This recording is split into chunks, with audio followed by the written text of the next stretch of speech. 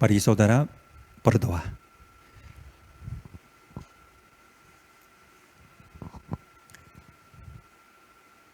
Tuhan, terima kasih atas anugerah-Mu yang telah diberikan kepada kami, Tuhan. Kami berkumpul karena kami harus menyembah dan beribadah kepada Tuhan karena Engkau adalah Sang Juru Selamat kami. Tuhan, kami ingin mendengarkan firman Tuhan.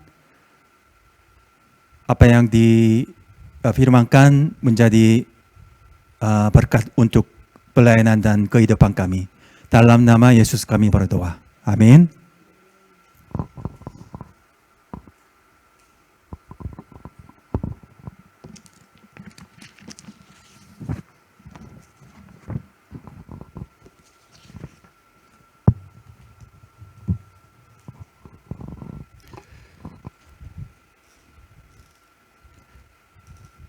Saudara-saudari, apa kabar?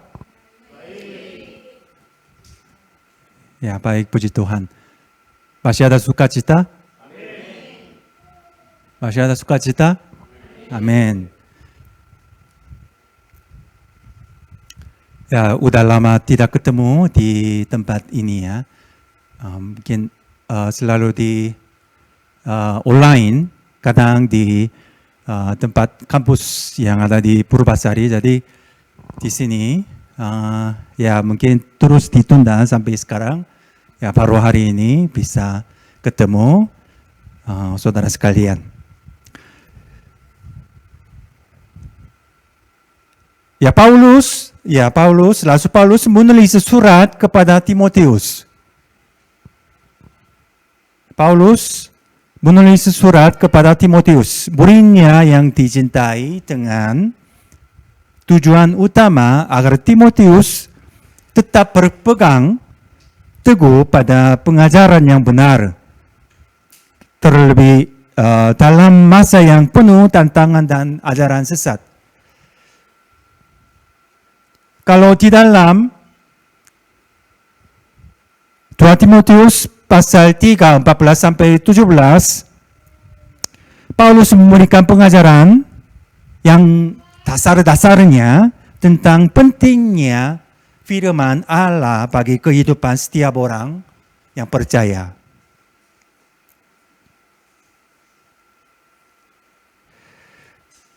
Ayat ke-14 dikatakan, tetapi hendaklah engkau tetap berpegang pada kebenaran yang telah engkau terima dan engkau yakini, dengan selalu mengingat orang yang telah mengajarkannya kepadamu.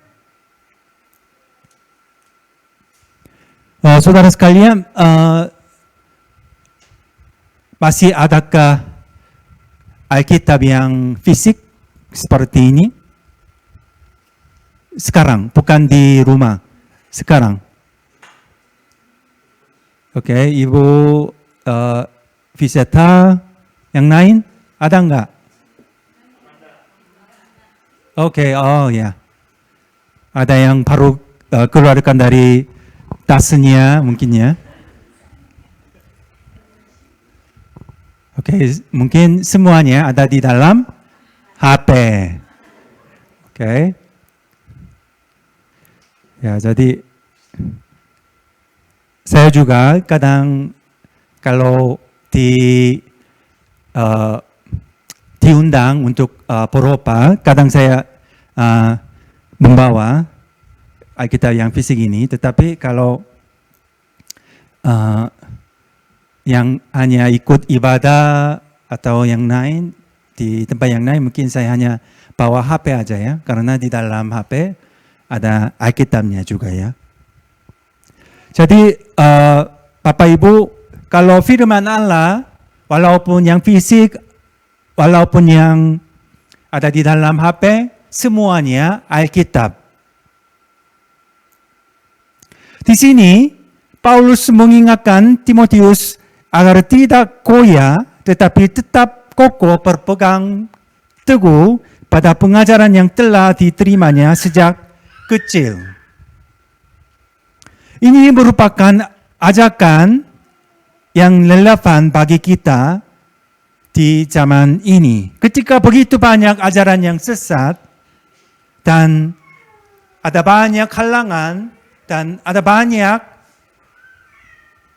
penggoyaan iman yang mencoba meruntuhkan dasar kebenaran dalam hidup kita. Banyak sekali ajaran sesat, banyak sekali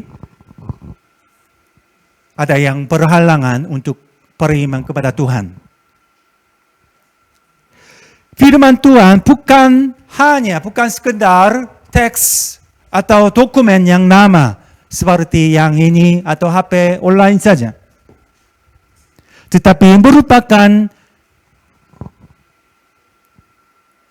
wahyu Allah yang hidup dan berkuasa. Otoritasnya berada di atas segala sesuatu. Sebab firman ini berasal dari sumber yang maha kuasa secara langsung. Kalau firman Alkitab ini bukan berasal dari penulisnya, tetapi dari yang maha kuasa, Allah yang maha kuasa.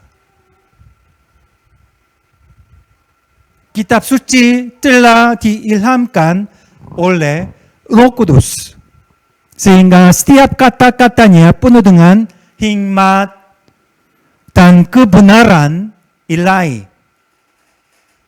Bukan buatan manusia, tetapi ini semuanya firman yang diilhamkan oleh Allah Tritunggal, khususnya Allah Roh Kudus.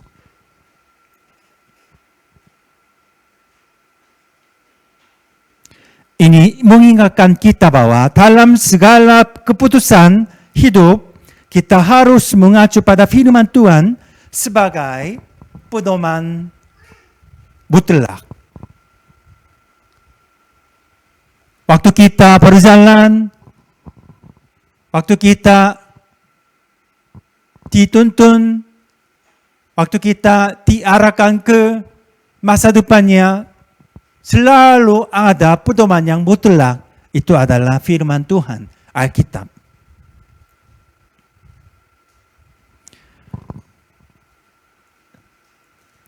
Saudara sekalian, pernahkah dengar itu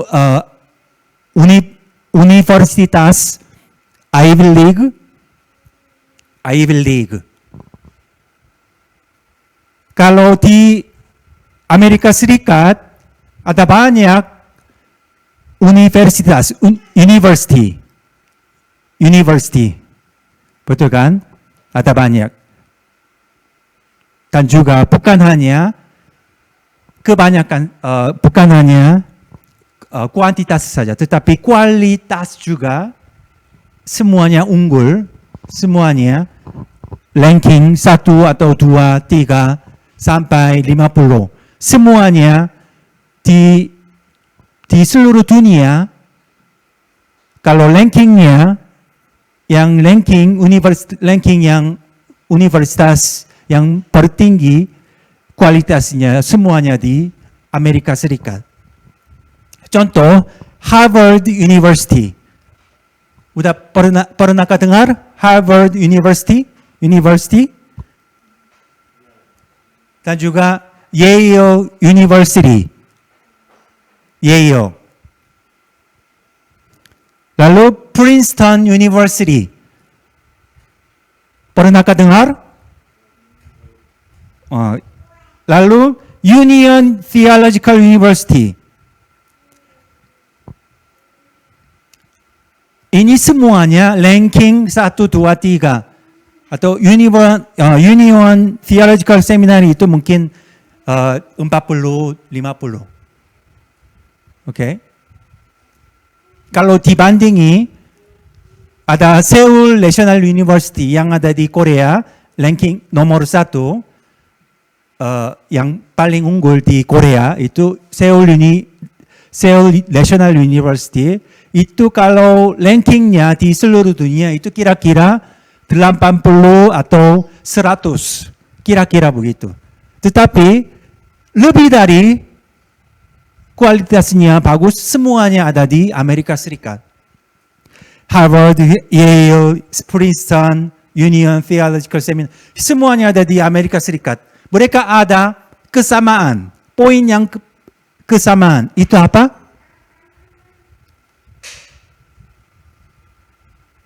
Coba pikirkan, coba bayangkan. Ada yang sama, poin atau faktor yang sama bagi mereka semua. Itu apa? Kualitasnya bagus, ini mungkin sudah. Jumlah mahasiswanya banyak, oke, itu juga. Tapi ada yang lebih dalam lagi. Apa? Faktor apa yang sama-sama mereka punya? Itu semuanya didirikan dengan semangat dan iman Kristen.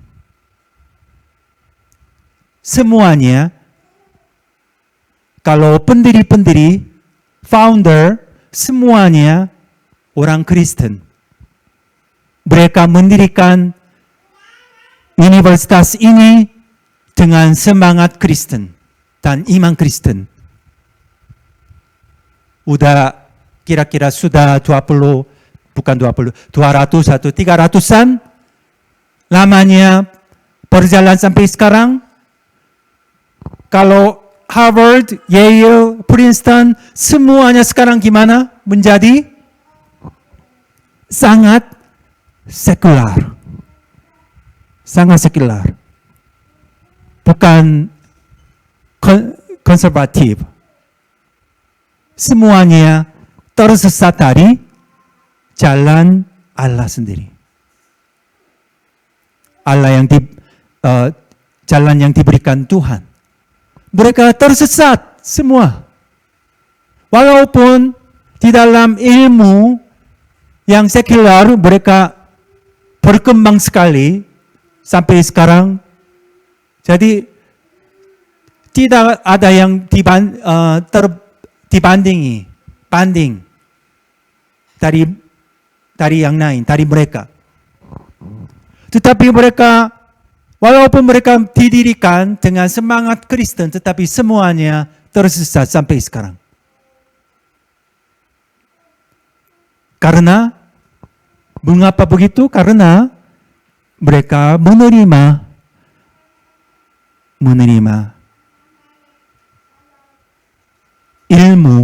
ilmu yang sekular tanpa firman Tuhan. Kalau dengan firman Tuhan mereka menerima semua ilmu-ilmu, pasti mereka sampai sekarang tidak begitu sekular. Tetapi sekarang tanpa firman Tuhan mereka semuanya tersesat.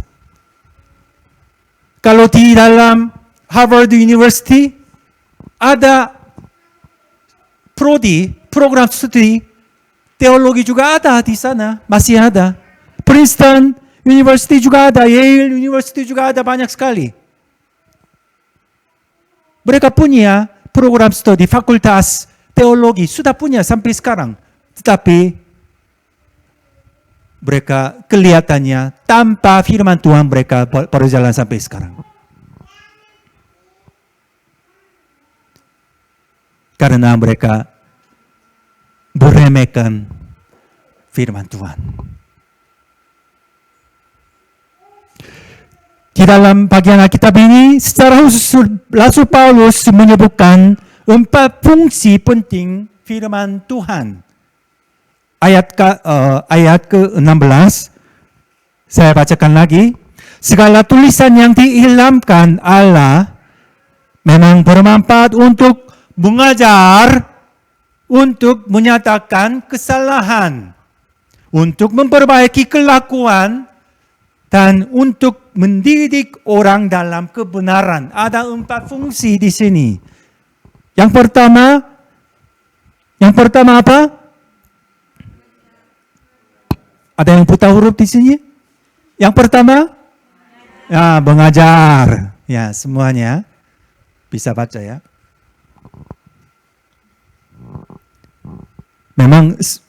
Memang saya sendiri, saya pribadi 13 tahun yang lalu saya buta huruf untuk membaca atau mengerti bahasa Indonesia.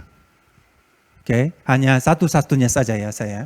Mungkin semuanya sudah belajar ya, spelling atau huruf bahasa Indonesia. Jadi yang pertama mengajar. Firman memberikan pengajaran yang benar untuk mengarahkan kita mengenal Allah dan kehendaknya. Tanpa firman kita akan tersesat dan tidak tahu jalan hidup yang benar.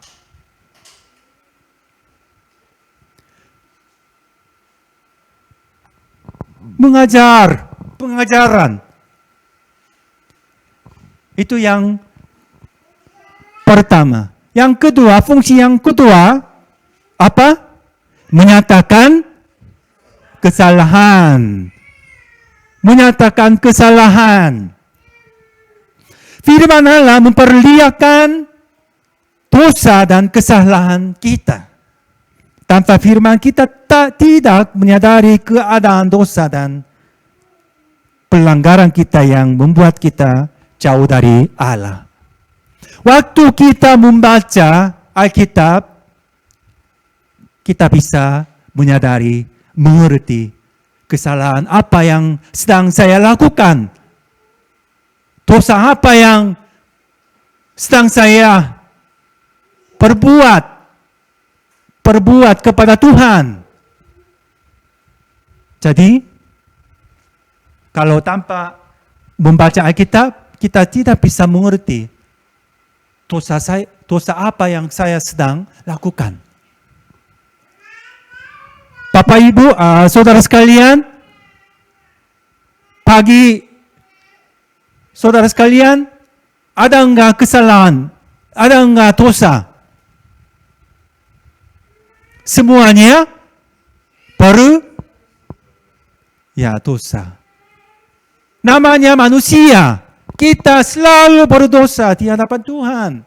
Selalu tersesat. Jauh dari jalan yang benar.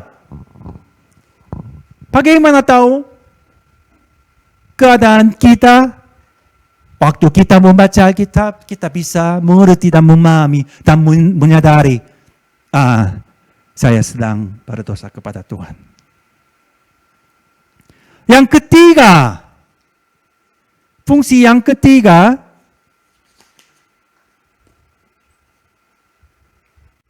memperbaiki kelakuan. Bukan menyadari kesalahan saja ya, tetapi itu bisa dituntun untuk memperbaiki kelakuan juga. Kalau menyadari dosa, waktu saya membaca Alkitab, ini saya sedang berdosa, Tuhan. Setelah selesai pembacaan Alkitab, kemudian dosa lagi yang sama. Berdosa lagi yang sama. Tidak ada gunanya untuk membaca Alkitab. Fungsi yang ketiga itu memperbaiki kelakuan, kesalahan. Melalui firman Tuhan, kita dibentuk dan diperbarui sehingga hidup kita dapat berubah menjadi lebih benar sesuai dengan kehendaknya. Amin.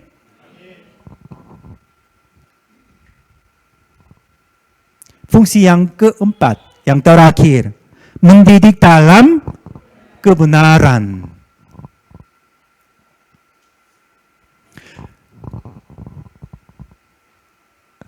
Waktu kita mendidik anak-anak kita, mungkin ada yang masih belum menikah semua?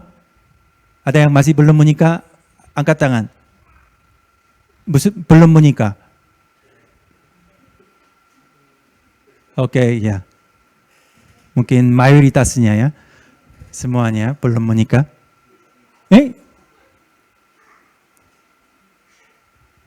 Ya, oke. Jadi begini ya, kalau sebelum mendidik anak-anak sendiri ya, yang itu belum tahu ini apa artinya mendidik dalam kebenaran. Susah sekali mengerti mendidik.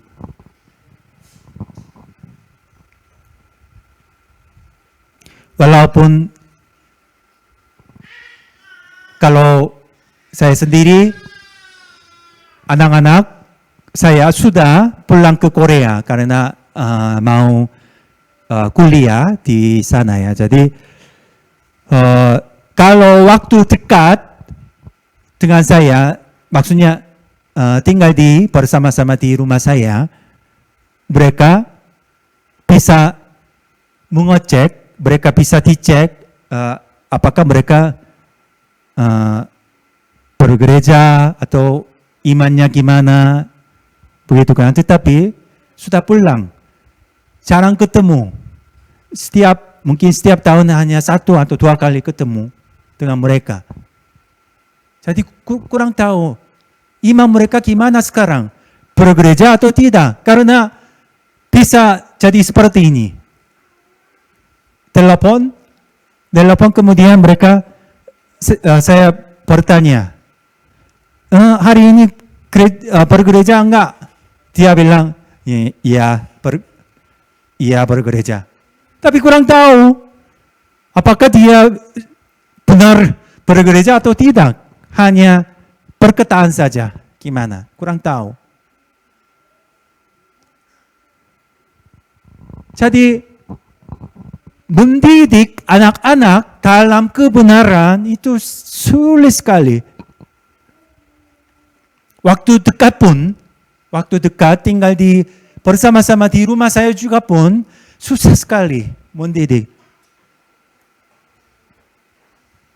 Karena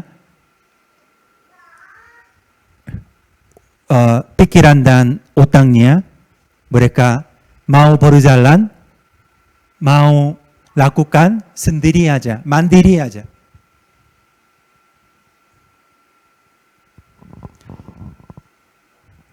Tetapi firman menjadi sarana pembentukan karakter dan penuntun agar kita hidup dalam kebenaran Allah, bertumbuh menjadi orang yang matang dan kudus.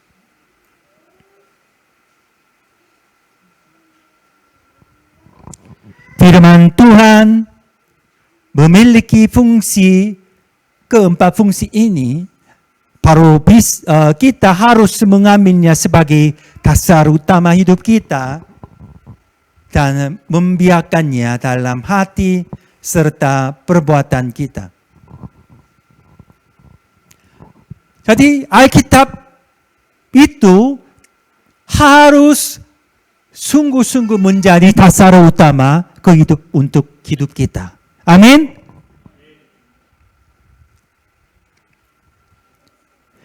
Lalu Rasul Paulus menegaskan lagi dalam ayat ke-16. Segala tulisan yang diilhamkan Allah memang bermanfaat. Segala tulisan yang diilhamkan Allah memang bermanfaat. Frasa ini menegaskan sifat otoritatif dan sufisiensi kitab suci. Diilhamkan oleh Allah menegaskan sumber otoritas kitab suci berasal dari Allah sendiri.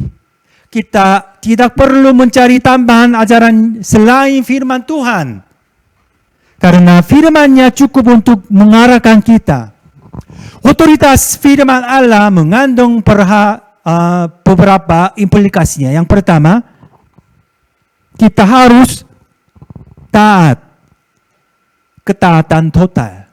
Kita harus taat Alkitab. Yang kedua, kekuatan rohani. Firman Allah memberikan kekuatan rohani untuk tahan menghadapi segala pencobaan dan pergumulan hidup kita. Yang ketiga, ukuran kebenaran dan kesalahan.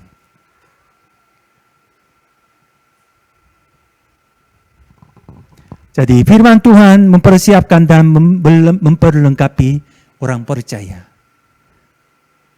Di dalam ayat ke-17 dikatakan, dengan demikian tiap-tiap manusia kepunyaan Allah diperlengkapi untuk setiap perbuatan baik. Ini adalah panggilan untuk mencapai kedewasaan rohani yang utuh. Di sini ada kata diperlengkapi. Kalau dalam bahasa aslinya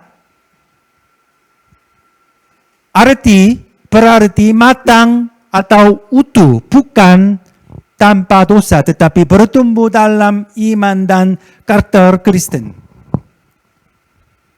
Firman Tuhan membentuk kita menjadi pribadi yang utuh secara rohani, mampu melayani, bertahan dalam pergumulan, dan menjalani hidup yang berkenan kepada Allah, serta memberkati sesama manusia. Ada aplikasinya. Yang pertama, kita harus memprioritaskan pembacaan dan pendalaman firman. Kita sering membaca. Yang kedua, berdoa dan meminta pimpinan dari Roh Kudus. Dan juga yang ketiga harus kita melakukan sesuai dengan firman Tuhan.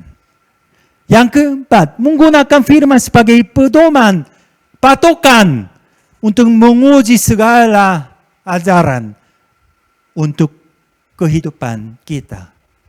Kelima, mempersiapkan diri untuk melayani dan menjadi saksi yang benar.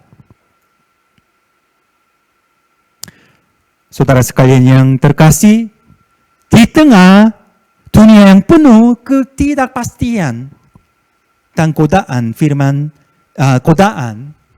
Tuhan adalah benteng yang kokoh, sumber pengharapan dan pedoman patokan utama kita.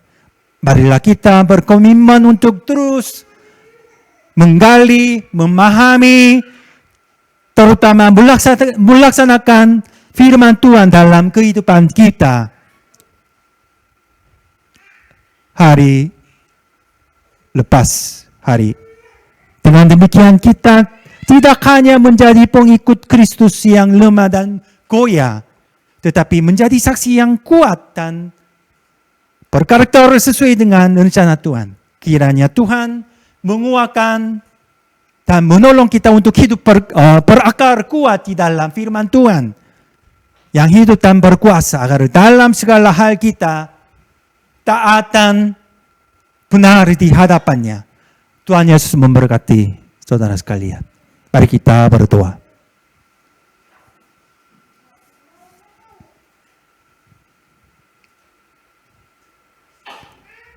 Sungguh bersyukur kepada Tuhan, kami ingin menjadi pembaca Alkitab yang sungguh-sungguh dan setia dan sejati kepada Tuhan. Waktu kami membaca Alkitab, Tuhan, sadarilah kami, firman ini menjadi patokan dan pedoman buat hidup kami yang terus-menerus menuntun kami berjalan sesuai dengan kehendak-Nya. Tuhan, berkati hamba yang ada di sini. Tuhan, berikanlah hikmat dan kesehatan biar mereka bisa melakukan dan melaksanakan tugasnya dan berkomitmen terus-menerus menjalankan tugasnya dari Tuhan dengan baik dan lancar. Dalam nama Yesus kami berdoa. Amin.